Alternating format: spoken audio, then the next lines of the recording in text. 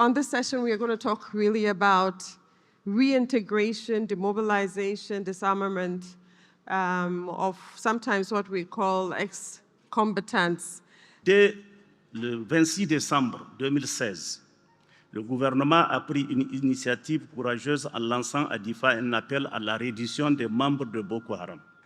Cette décision, sous l'égide du ministère de l'Intérieur, a permis d'intégrer les ex-combattants dans le programme national de prise en charge des repentis. Donc on a échangé un tout petit peu avec ces repentis. Quand on parle des repentis, c'est ceux qui sont partis rejoindre le mouvement Boko Haram et ils sont revenus. Ça, on parle des repentis ou bien désengagés. C'est différentes appellations que les gens mettent. Maintenant, quand on est parti échanger avec ces gens, quand on leur pose la question, qu'est-ce qui les a poussés?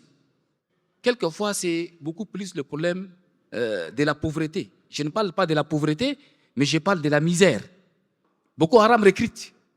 Il va voir que vous êtes faible. Quand vous êtes faible, qu'est-ce qu'il faut faire? Si vous n'arrivez même pas à manger une fois dans la journée, tu trouves les recruteurs, il vient, il vous prête de l'argent.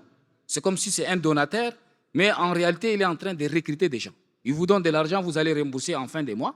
Si vous n'arrivez pas à rembourser, maintenant, il vous dit qu'il y a des stratégies pour pouvoir rembourser.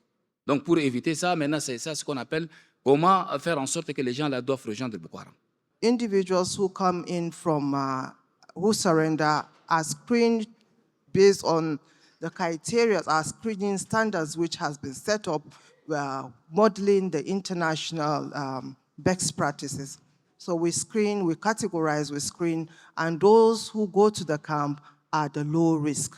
The low risk go to the Operation Safe Corridor Camp, where they go through the DDR program, which is the de-radicalization, demobilization, rehabilitation, and subsequently réintégration. Je voudrais d'entrée de jeu souligner que la problématique de la justice transitionnelle dans le bassin du lac Tchad se pose et s'opérationnalise alors même que le conflit continue.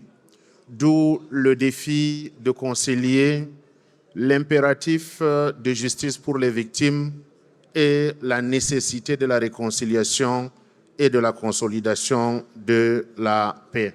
Ladies and gentlemen, please give it up for my esteemed panelists. Thank you.